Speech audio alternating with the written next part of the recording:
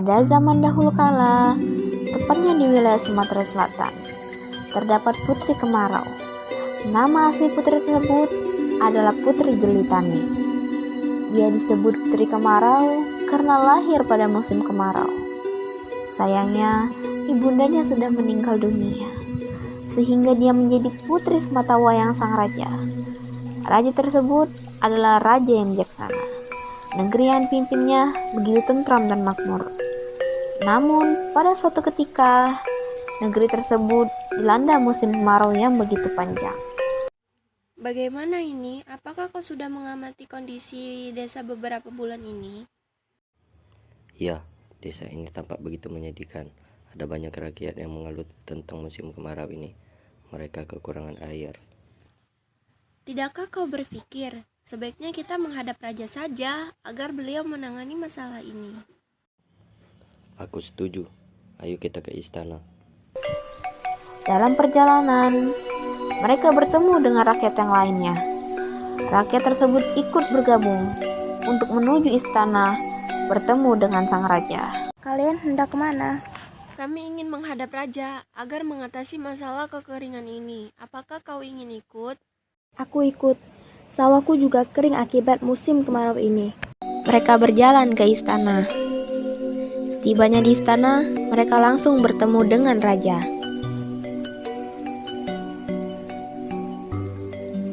Ada perihal apa sehingga kalian datang kemari? Mohon maaf atas kedatangan kami, Baginda. Maksud kami kemari ialah untuk memohon kepada Baginda menanggulangi masalah yang tengah melanda negeri ini. Baiklah, sebenarnya saya juga memikirkan masalah kemarau ini. Siang ini, saya sudah mengundang para peramal untuk berkumpul di istana, dengan tujuan untuk menemukan jalan keluar untuk masalah ini. Baiklah Baginda, kami akan menunggu kabar baik dari Paduka.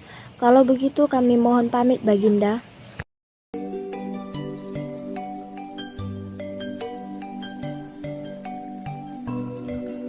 Pada siang harinya, para peramal yang telah diundang oleh raja datang ke istana. Mohon maaf, Baginda. Apa gerangan Baginda Raja memanggil kami kemari? Saya mengundang kalian dengan tujuan mencari jalan keluar atas masalah kekeringan yang terjadi sekarang ini. Beribu maaf Baginda, kami tidak dapat menemukan solusi atas masalah ini. Lalu, siapakah yang bisa mengatasi masalah ini? Alangkah kasihannya rakyat di negeriku, mereka begitu menderita. Maaf atas keterbatasan pengetahuan kami, Baginda. Baiklah, kalian boleh kembali. Kalau begitu, kami pamit undur diri. Para peramal meninggalkan kerajaan. Sementara itu, raja dan para pengawal berkumpul di ruangan pertemuan. Aku merasa begitu bersalah kepada rakyatku. Aku tidak mampu mengatasi penderitaan mereka. Ampun Baginda, saya telah mendengar kabar tentang seseorang peramal yang amat sakti. Peramal itu berada di desa yang jauh dari kerajaan ini. Benarkah? Aku harap dia dapat memberikanku solusi. Segera siapkan kereta. Aku akan menuju ke desa itu. Baik Baginda. Raja segera bersiap-siap untuk menemui peramal yang dimaksud. Setelah itu, seluruh keluarga kerajaan berkumpul. Duhai anakku, ayah akan menemui seorang peramal yang ada di desa yang jauh dari kerajaan ini. Selama kepergian ayah percayakan kerajaan ini kepadamu. Baiklah ayah, aku akan mematuhi perintah ayah. Raja segera berangkat dan meninggalkan kerajaan. Setelah beberapa lama, raja pun tiba di kediaman peramal yang dituju. Suatu kehormatan bagi hamba. Baginda telah jauh-jauh datang ke gubuk hamba. Mari silakan masuk. Mohon maaf, hanya sebuah hunian yang sederhana. Maaf telah mengganggu waktu Anda. Kiranya, apa yang membuat Paduka datang kemari? Wahai Tuan Peramal, negeriku tengah dilanda musim kemarau. Rakyatku kesulitan dalam menghadapinya, dan aku tidak mempunyai jalan keluar. Tolong, apakah kau ada cara untuk mengatasinya? Baginda, ada petunjuk yang akan membawa masalah tersebut keluar dari negeri Paduka. Petunjuk tersebut akan segera muncul melalui mimpi sang putri. Baiklah Tuan Peramal, aku akan menanyakan kepada putriku. Terima kasih telah membantuku. Terima kasih kembali, Baginda. Sang raja pun meninggalkan rumah Peramal. Setelah sampai di kerajaannya, raja kemudian menemui putrinya. Wahai anakku, ayah sudah bertemu dengan peramal yang ayah ceritakan tempo hari. Dia mengatakan bahwa petunjuk tentang jalan keluar masalah negeri ini akan datang dalam mimpimu. Tidakkah kau bermimpi mengenai hal tersebut? Mohon maaf ayah, aku belum mengalami mimpi tersebut. Akan tetapi, alangkah baiknya jika masalah kekeringan ini kita serahkan saja kepada Tuhan. Benarlah perkataanmu, wahai putriku. Maafkan ayah. Ayah sudah sadar dengan apa yang seharusnya ayah lakukan. Malam pun tiba. Sang putri tertidur di kamar pribadinya. Saat tidurnya itu, putri bermimpi bertemu dengan ibunya. Putri segera terbangun dari tidurnya.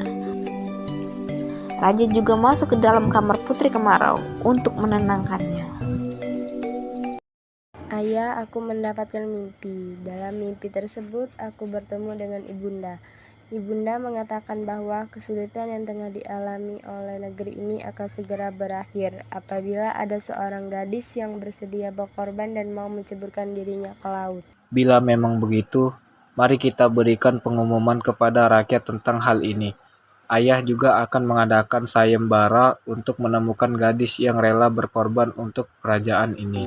Pada keesokan harinya, raja menepati ucapannya. Raja mengumpulkan rakyatnya dan bertanya, siapa yang mau berkorban sesuai dengan mimpi yang dialami oleh putrinya. Wahai rakyatku, adakah dari kalian yang bersedia mengajukan diri untuk melaksanakan amanah ini? Suasana pun hening. Mohon maaf ayah, saya rela mengorbankan diri demi kemakmuran seluruh rakyat yang ada di desa ini. Jangan anakku, engkau adalah satu-satunya keluarga yang aku miliki. Engkau pula yang akan meneruskan memimpin kerajaan ini. Tidak ayah, sebaiknya saya menjadi korban demi rakyat. Mungkin saja ini adalah takdir saya. Baiklah, putriku, kalau begitu tekadmu, maka nanti malam kita akan menuju ke tepi laut. Setibanya di istana, raja pun tidur di dalam kamarnya. Kala itu, raja mendengar suara gaib. Pergilah ke tepi laut dan temui putrimu. Raja terbangun dan bergegas menemui rakyatnya kembali. Wahai rakyatku, marilah kita ke tepi laut kembali. Ada suara yang mengatakan bahwa aku harus ke sana.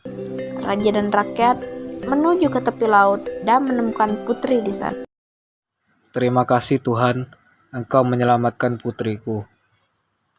Pengawal, segera bawa putriku.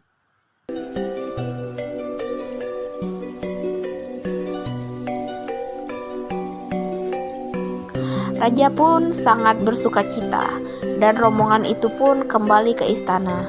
Masalah sudah terselesaikan dan beberapa tahun kemudian Putri Kemarau menjadi ratu menggantikan ayahnya. Ia memerintah dengan bijaksana sehingga rakyatnya bisa hidup dengan tentram dan makmur.